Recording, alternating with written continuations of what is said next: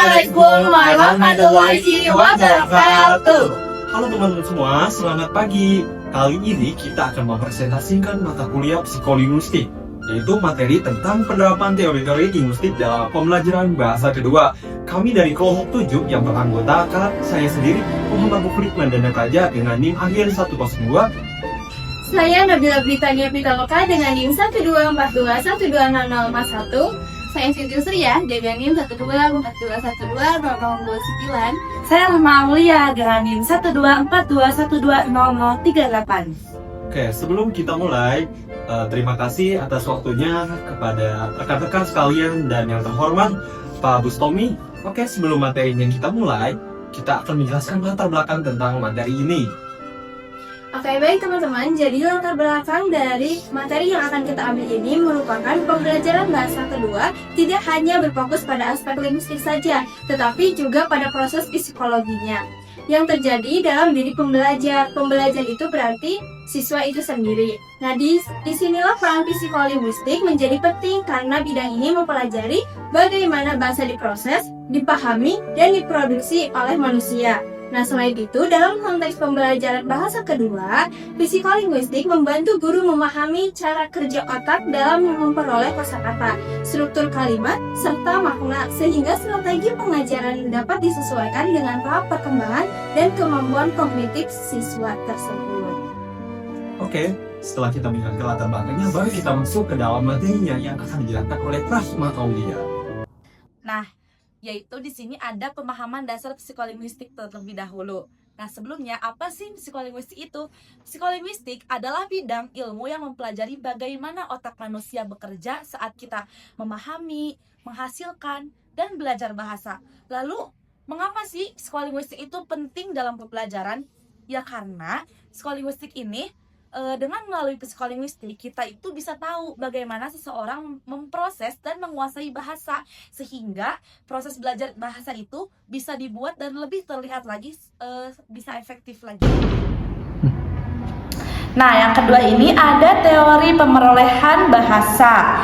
Di sini terdapat 4 teori. Yang pertama ada teori behaviorisme, yang kedua ada teori nativisme, terus yang ketiga ada teori interaksionisme, dan yang keempat ada kognitivisme. Nah, lalu lanjut kepada poin yang kedua. Di sini ada teori pemerolehan bahasa yang relevan. Nah, di sini itu terdapat 4 teori. Yang pertama itu ada teori behaviorisme, yang kedua ada teori nativisme, yang ketiga ada teori interaksionisme, dan yang terakhir ada teori kognitivisme. Nah, lanjut kepada teori yang pertama yaitu teori behaviorisme. Nah, di sini tuh menurut Skinner, jadi teori behaviorisme itu seorang anak itu belajar bahwasannya bahasa itu terjadi karena anak itu sering menirukan dan mendapatkan penguatan atau pujian. Bahasa juga berkembang lewat kebiasaan dan latihan yang berulang. Nah, yang kedua itu ada teori nativisme menurut Chomsky. Nah, jadi pada teori ini manusia itu sudah lahir dengan kemampuan khusus untuk belajar bahasa. Jadi di dalam otak manusia itu sudah ada mesin atau perangkat alami yang disebut dengan LED yang membantu kita memahami dan memproduksi bahasa. Lalu lanjut kepada teori yang ketiga, yaitu teori interaksionisme menurut Vygotsky. Nah, pada teori ini tuh anak belajar lewat komunikasi dan bantuan lingkungan sekitar. Lalu di teori yang terakhir yaitu teori kognitivisme menurut Piaget. Jadi di teori ini bahasa berkembang mengikuti kemampuan berpikir anak. Jadi ketika cara berpikirnya itu semakin matang, maka kemampuan berbahasanya juga ikut berkembang. Oke, selanjutnya tentang penerapan teori psikolinguistik dalam pembelajaran bahasa kedua. Yang pertama, ketepatan penerapan teori dalam praktik. Nah, penerapan teori dalam pembelajaran bahasa kedua harus mempertimbangkan kesesuaian dengan usia dan kemampuan kognitif peserta didik. Karena setiap tahap perkembangan memiliki cara belajar yang berbeda. Selain itu, konteks sosial dan budaya juga penting. Misalnya, teori interaksionisme sosial lebih efektif diterapkan dalam kelas yang interaktif dan multikultural. Strategi pembelajaran yang Tetap seperti scaffolding, aktivitas komunikasi nyata, serta pendekatan bertahap dalam memproses informasi dan memori kerja akan membantu peserta didik memahami dan menguasai bahasa secara lebih efektif. Oke, yang kedua, faktor psikologis yang mempengaruhi pembelajaran bahasa kedua. Motivasi dan kecemasan berbahasa sangat mempengaruhi keberhasilan belajar. Teori aktivisme Filter menjelaskan bahwa emosi negatif dapat menghambat proses pemerolehan bahasa. Selain itu, perhatian dan memori memainkan peran penting dalam menyimpan dan mengingat kosakata serta struktur bahasa. Setiap individu juga memiliki strategi belajar yang berbeda, seperti gaya visual, auditori, atau kinestik, sehingga pendekatan pembelajaran yang disesuaikan dengan gaya belajar masing-masing akan meningkatkan efektivitas dan kenyamanan dalam proses belajar. Itu dia tentang penerapan teori psikolinguistik dalam pembelajaran bahasa kedua. Baik teman-teman, setelah tadi dijelaskan teori penerapan bahasa kedua, sekarang kita memasuki pembahasan contoh penelitian yang berkaitan dengan pembelajaran bahasa kedua di lapangan. Saya di sini mengambil 2 penelitian. Yang pertama yaitu dari jurnal, yang kedua penelitian dari skripsi. Penelitian pertama yaitu yang berjudul pemerolehan bahasa kedua pada anak 6 sampai 7 tahun di Desa Bebesan, Aceh Tengah. Nah, penelitian ini dilakukan oleh Sadiken Munte, Kurwata Ayuni, Inge Ayudia, dan Meli Afrodita pada tahun 2024. Pada usia 6 sampai 7 tahun itu di Desa Bebesan yang hidup di lingkungan bilingual, di mana anak-anak itu mengembangkan kemampuan bahasa Indonesia sebagai bahasa kedua menggunakan pendekatan deskripsi kualitatif. Para peneliti pada penelitian itu mengikuti proses perolehan bahasa yang berlangsung secara alami dalam interaksi sehari-hari. Dalam hasil penelitian ini tuh menunjukkan bahwa kemampuan berbahasa Indonesia anak-anak pada Desa Bebesan itu meningkat seiring bertambahnya waktu dan intensitas penggunaan bahasa tersebut. Lingkungan sosial, terutama interaksi dengan teman atau orang dewasa, menjadi faktor penting yang mempengaruhi perkembangan bahasa. Selain itu, keterlibatan guru dan dukungan keluarga juga terbukti menjadi elemen kunci yang mampu membangun anak-anak menguasai bahasa kedua dengan lebih efektif di Desa Bebesan Aceh tersebut. Nah, penelitian yang kedua saya mengambil dari skripsi, yaitu tentang analisis pemerolehan bahasa kedua pada mahasiswa Tanjung Balai di Kota Medan. Nah, penelitian ini tuh dilakukan oleh Irma Panjaitan pada tahun 2021, di mana peneliti ini tuh membahas bagaimana mahasiswa asal Tanjung Balai yang menempuh pendidikan di Medan mempelajari bahasa Indonesia sebagai bahasa kedua dalam konteks akademik dan sosial. Penelitian itu menggunakan deskriptif kualitatif, di mana peneliti mampu menguasai mahasiswa terhadap berbagai kelas kata seperti nomina, verba, adjektiva, hingga konjungsi, di mana teori ini tuh sebagai indikator pemerolehan bahasa.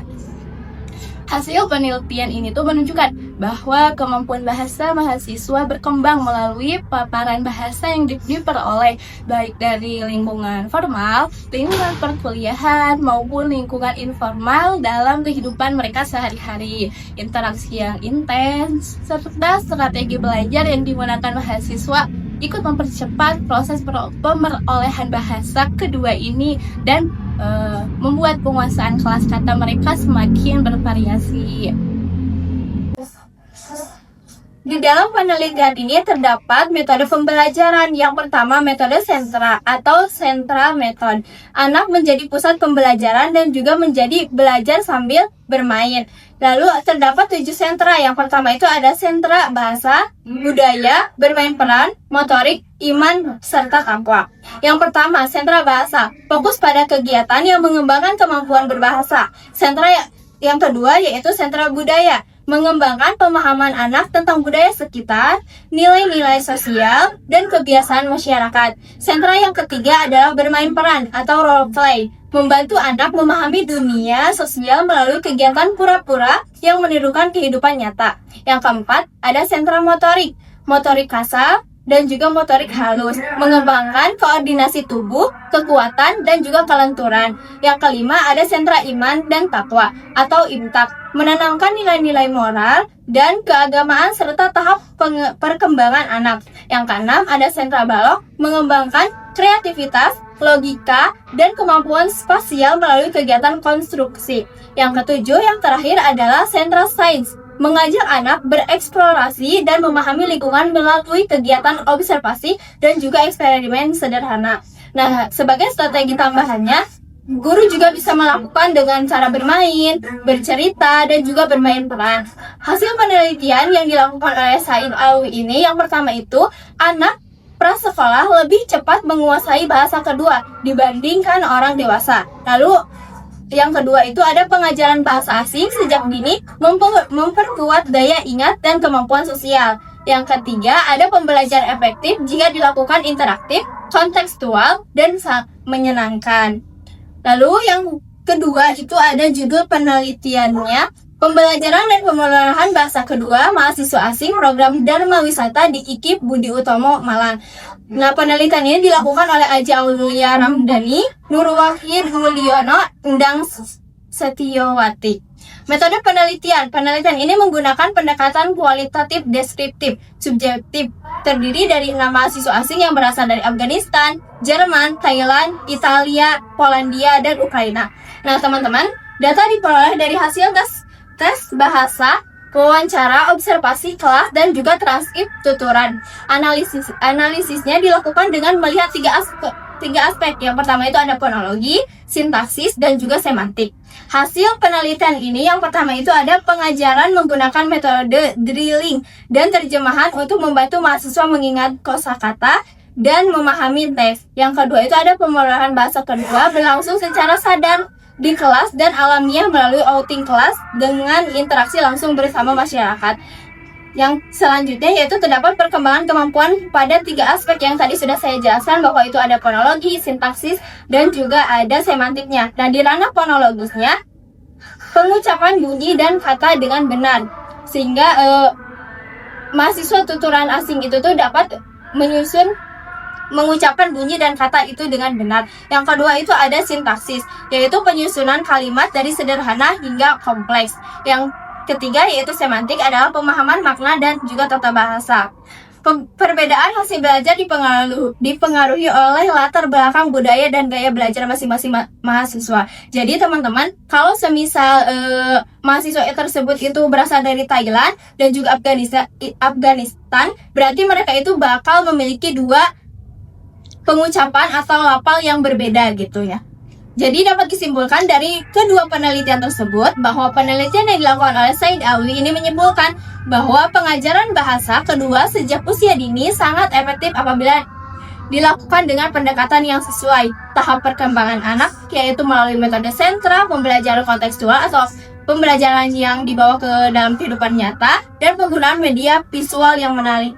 Lalu penelitian yang dilakukan oleh Aja Aulia Ramadhani dan kawan-kawan, secara keseluruhan penelitian ini menunjukkan bahwa proses pemeliharaan bahasa kedua pada mahasiswa asing program Dharma Wisata berlangsung efektif bila disertai dengan metode pengajaran yang interaktif dan pengalaman langsung berbahasa dalam konteks sosial.